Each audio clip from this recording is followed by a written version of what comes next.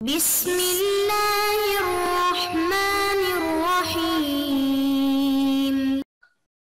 بسم اللہ الرحمن الرحیم الحمد للہ وکفا وسلام علی عباده الذین اصطفى اما بعد. عزیز طلبہ، دروس فقہ المعاملات المالیہ کا سلسلہ ہمارا جاری ہے اور اس سلسلے کے ہمارے 9 موضوعات مکمل ہو چکے تھے اور ہم نے 10واں موضوع گزشتہ 1-2 نشستوں سے شروع کیا تھا جو کہ تھا جدید اور معاصر تحقیقات. آج کی جو ہماری نشست ہے وہ بھی جدید اور معاصر تحقیقات کے ہی ایک اہم موضوع پر ہے اور آج کی نشست ہماری ہے نشست نمبر 96. جیسے کہ جدید اور معاصر تحقیقات کے جو بنیادی موضوعات ہم نے سامنے رکھے تھے وہ اس کی لسٹ اور اس کی فہرست آپ کے سامنے ہے. گزشتہ 2 نشستوں میں ہم نے مال خبیث کی صورتیں اور احکام جو پہلا موضوع تھا ہمارا وہ ہم نے مکمل کر لیا تھا. آج کی نشست سے ہم دوسرا موضوع شروع کرنے جا رہے ہیں، وہ ہے قمار کا تعارف اور احکام، یعنی جوئے کا تعارف اور احکام. قمار یا جوا، اس کے بارے میں علماء نے جو تفصیلات لکھی ہے قدیم اور جدید فقہی کتابوں میں، ان کو سمجھنے کے لیے اگر ہم ان کی تفصیلات کو سامنے رکھیں تو ان نکات میں ہم ان کو جمع کر سکتے ہیں. بنیادی طور پر یہ 6 نکات ہے. پہلا نقطہ ہے ہمارا کہ قمار کا تعارف، دوسرا ہے قمار کے عناصر، تیسرا ہے قمار کا شرعی حکم، چوتھا ہے قمار کے نقصانات، پانچواں ہے قمار کی قسمیں اور چھٹا ہے قمار کی مروجہ صورتیں. ہم ترتیب کے ساتھ ان 6 کے 6 نکات کی تفصیلات آپ کے سامنے رکھ رہے ہیں. جہاں تک قمار کے تعارف کی بات ہے تو قمار کا جو لفظ ہے قاف میم را سے بنا ہے، عربی زبان کا لفظ ہے اور عربی زبان میں اسی چیز کا دوسرا نام ہے میسر. اردو میں اس کو جوا کہتے ہیں اور انگریزی میں انگلش میں اس کو گیمبلنگ کہتے ہیں. تو جوئے کو عربی میں قمار اور میسر دونوں کہتے ہیں. مختصر تعارف اس کا یہی ہے. قمار چونکہ قمر سے بنا ہے اور قمر چاند کو کہتا ہے، تو جس طرح چاند جو ہے وہ گھٹتا اور بڑھتا ہے، اسی طرح جوئے کے اندر بھی ایک انسان مال ہارتا اور جیتتا رہتا ہے. تو اس لیے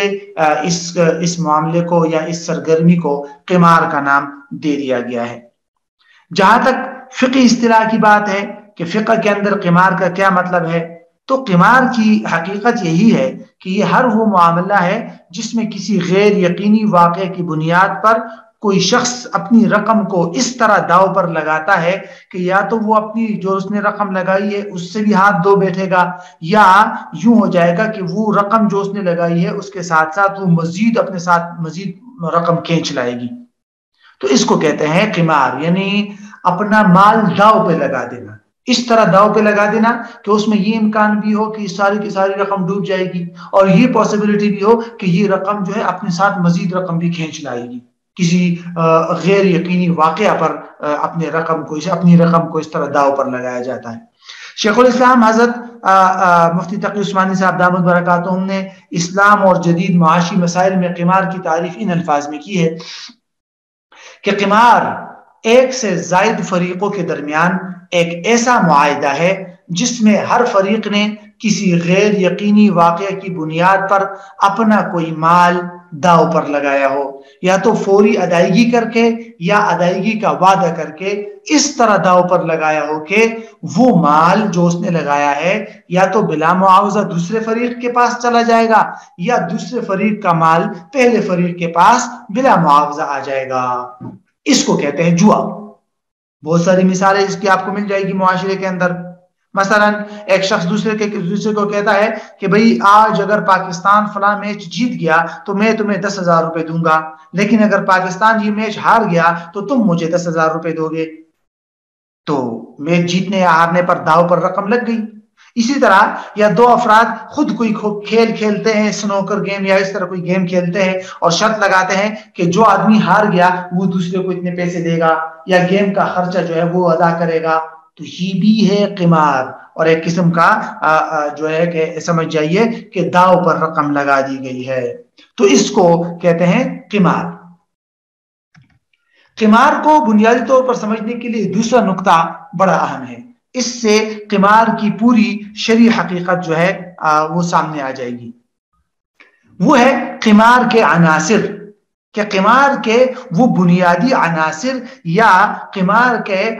وہ بنیادی ایلیمنٹس کون سے ہیں کہ جن ایلیمنٹس اور عناصر کی بنیاد پر ہم جو ہے کسی بھی کانٹریکٹ کو یا معاملے کو قمار اور جوا کہیں گے۔ وہ چار عناصر یا چار ایلیمنٹس ہیں جن کا تذکرہ حضرت شیخ الاسلام مفتی تقی عثمانی صاحب نے بحوث فی قضایا فقہیہ معاصرہ میں کیا ہے۔ خلاصہ کے طور پہ ان چار عناصر یا ایلیمنٹس کو سمجھنا ضروری ہے۔ ان میں سے پہلا عنصر یا پہلا ایلیمنٹ ہے عقدی معاوضہ ہو، یعنی جو معاملہ دو یا دو سے زائد فریقوں کے درمیان ہو رہا ہے وہ عقدی معاوضہ ہو، یعنی باقاعدہ دونوں جانب سے کچھ دینا طے ہو جائے۔ ایک کہتا ہے اگر یوں ہوا تو میں دوں گا اور اگر یوں ہوا تو تم دو گے، تو اب دونوں جانب سے ادائیگی طے ہوئی ہے تو یہ معاوضہ ہے۔ اگر کسی ایک فریق کی طرف سے ادائیگی طے ہو جائے اور دوسرے فریق کی طرف سے ادائیگی طے نہ ہو تو یہ عقد معاوضہ نہیں ہے، پھر یہ قمار بھی نہیں بنے گا۔ مثال کے طور پر دو آدمی ہیں، دونوں میچ کھیل رہے ہیں، کوئی گیم کھیل رہے ہیں، ایک دوسرے کو کہتا ہے کہ بھئی اگر تم آج مجھ سے جیت گئے تو میں تمہیں 10,000 روپے دوں گا، اگر میں جیت گیا تم کچھ بھی نہ دو۔ اب ایک جانب سے ادائیگی طے ہوئی لیکن دوسری جانب سے ادائیگی طے نہ ہوئی، یہ عقد معاوضہ نہیں ہے۔ تو جب یہ عقد معاوضہ نہیں ہے تو یہ قمار کے تحت بھی نہیں آئے گا۔ تو یہ پوائنٹ ضروری ہے کہ دونوں جانب سے ادا کرنا یا ادائیگی طے ہو جائے شرط کے طور پہ۔ دوسرا جو ضروری عنصر یا ایلیمنٹ ہے وہ یہ ہے کہ معاملہ کرنے والے شرکاء میں سے ہر ایک اپنا مال داؤ پر لگائے۔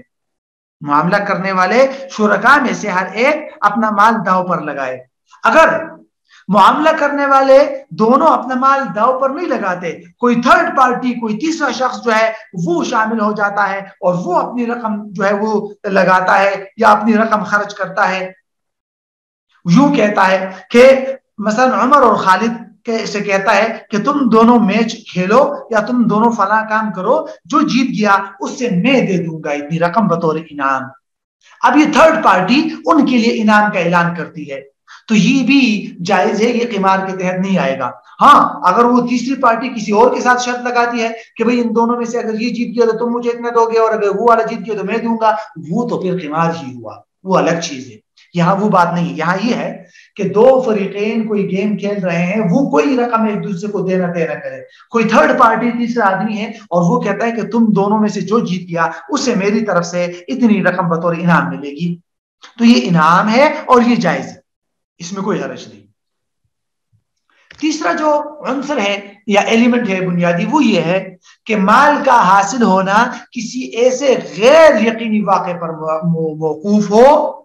یعنی کسی غیر یقینی واقعے پر مال کا حاصل ہونا موقوف ہو، ایسے واقعے پر کہ جس کا پیش آنا بھی پاسبل ہو اور اس کا پیش نہ آنے کا بھی احتمال ہو۔ اگر کسی ایسے واقعے پر مال لگایا کہ جس کا وجود میں آنا یقینی ہو تو وہ قمار نہیں ہے۔ مثلا ایک آدمی دوسرے کو کہتا ہے کہ بھئی اگر آج سورج جو ہے وہ مغرب کی طرف غروب ہو گیا تو تم مجھے 1,000 روپے دو گے، جس کو عمومی طور پر لوگ کرتے بھی نہیں ہیں، لیکن یہ قمار کے تحت آئے گا بھی نہیں۔ ایسے واقعہ پر یا ایسی معاملے پر پیسے یا داؤ پر لگائے کہ جس کا وجود میں آنا نہ آنا دونوں پاسبل ہو، ممکن ہو کہ بھئی اگر میں جیت گیا تو تم دو گے، تم جیت گئے تو میں دوں گا، اب یہ دونوں صورتیں ممکن ہے۔ ٹھیک ہے، تو واقعہ جس پر مال لگایا گیا ہے وہ کیا ہو؟ غیر یقینی ہو، تو یہ تیسرا ایلیمنٹ ہے ضروری۔ چوتھا جو اہم ایلیمنٹ ہے یا عنصر ہے وہ یہ ہے کہ داؤ پر لگایا ہوا مال بلا معاوضہ ہاتھ سے چلا جائے یا اپنے ساتھ دوسرے کے مال بلا معاوضہ کھینچ لائے۔ یہ اہم شرط ہے، عنصر ہے قمار کا، کہ یوں معاملہ کیا جا رہا ہے کہ یا تو میرا سارا مال جو میں نے داؤ پر لگایا ہے وہ چلا گیا، مجھے اس کے بدلے کچھ نہیں ملا، یا یہ ہے کہ یہ بھی امکان ہو کہ ممکن ہے جو میں نے داؤ پر لگائی ہے رقم، یہ اپنے ساتھ مزید سامنے والے کی رقم جو ہے وہ کھینچ لائے گا اور اس کو کچھ نہیں ملے گا، تو یہ ہے بلا معاوضہ انعام حاصل ہو جائے۔ اگر ایک انسان کو اس نے جو مال داؤ پر لگایا ہے اس کو پورا کا پورا نفع پروفٹ یا اس کی جو بھی قیمت ویلیو وہ مل گئی، اس کے بعد اس کو بطور انعام کچھ مل رہا ہے تو اس میں کوئی حرج نہیں ہے، یہ قمار نہیں بنے گا، یہ قمار نہیں بنے گا۔ مثال کے طور پہ ایک آدمی ہے، وہ کہتا ہے کہ تم مجھ سے یہ چائے کی پتی خرید لو 1000 روپے میں، ٹھیک ہے، اور 3-4 آدمی وہ کہتا ہے کہ تم سب خرید لو اور 1000 روپے دے دو، 1 کلو پتی جو ہے چائے کی پتی خرید دو، پھر میں قرآن اندازی کروں گا، جس کا انعام نکل آئے گا، جس کا نام نکل آئے گا اس کو میں یہ گڑی دے دوں گا۔ اب سب نے داؤ پر لگا دیا اپنے 1000 روپیہ اور پتی تو ان کو مل گئی، تو اس کے بعد میں نے جب قرآن اندازی کی ایک کا نام نکل آیا اس کو میں نے گڑی دے دی، اس کو گڑی زیادہ مل گئی کہ نہیں؟ مل گئی، لیکن یہ قمار کے تحت نہیں آئے گا، اس لیے کہ ہر ایک کو اپنے 1000 روپے کا مکمل ویلیو پہلے ہی مل چکی ہے پتی کی صورت میں، بشرطیے کہ پتی کی کوالٹی یا مقدار میں کمی نہ ہو، تو ہر ایک کو اس کی مکمل 1000 روپے کی ویلیو کی چیز مل گئی۔ اس کے بعد اگر میں ان کو قرآن اندازی وغیرہ کر کے کوئی چیز دے رہا ہوں بطور انعام، تو یہ انعام ہے، یہ قمار نہیں ہے۔ تو یہ 4 بڑے اہم عناصر اور بڑے اہم بنیادیں ہیں قمار کی، جن کو سمجھنا ضروری ہے۔ تیسرے نقطے کی طرف آتے ہیں، وہ ہے قمار کا شرعی حکم۔ قمار کا شرعی حکم، ابتدائی اسلام میں شراب کی طرح قمار بھی جائز تھا، جوا، لیکن پھر شریعت نے جوئے کو شراب کی طرح آہستہ آہستہ حرام قرار دیا، کیونکہ اصل میں جوا جو ہے لوگوں کی طبیعتوں میں رچ بس گیا تھا، انسانی جذبات کی رعایت کرتے ہوئے اللہ تعالیٰ نے ایک دم حرام نہیں کہا، بلکہ آہستہ آہستہ اس کی پہلے ناپسندیدگی اور نفرت پیدا کر دی۔ فرمایا یسألونک عن الخمر والمیسر قل فیہما اثم کبیر ومنافع للناس واثمہما اکبر من نفعہما، تو پہلے اس کی قباحت بتائی اور قباحت بتانے کے بعد پھر اس کو حرام قرار دیا۔ کیا فرمایا پھر؟ سورہ مائدہ میں ہے نا، فرمایا یا ایھا الذین آمنوا انما الخمر والمیسر والانصاب والازلام رجس من عمل الشیطان، کہ یہ کیا ہے؟ یہ شیطان کی طرف سے، اے ایمان والو کہ بے شک شراب اور جوا اور بت وغیرہ اور اسی طرح انصاب والازلام اور قرے کے تیر وغیرہ یہ سب گندی باتیں ہیں، شیطانی کام ہے، ٹھیک ہے، تو اس کو پھر حرام قرار دیا۔ بلکہ ایک حدیث میں سرور عالم صلی اللہ علیہ وسلم فرماتے ہیں کہ من قال لصاحبہ تعال اقامرک فلیتصدق، کہ جس نے اپنے ساتھی کو یوں کہہ دیا کہ آ جاؤ جوا کھیلتے ہیں، تو یہ شخص صدقہ دے دے، صدقہ ادا کرے بطور کفارہ، یعنی گناہ ہے اور آپ کو پتہ ہے صدقہ گناہ کو مٹاتا ہے، تو اس گناہ سے بچنے کے لیے صدقہ دے دے۔ تو اس سے بھی معلوم ہوتا ہے کہ قمار جو ہے شرعاً ایک حرام عمل ہے جس سے بچنا ضروری ہے۔ تو یہ ہمارے قمار کے بارے میں جو 6 نکات تھے ان میں سے پہلے 3 نکات آپ کے سامنے آ گئے۔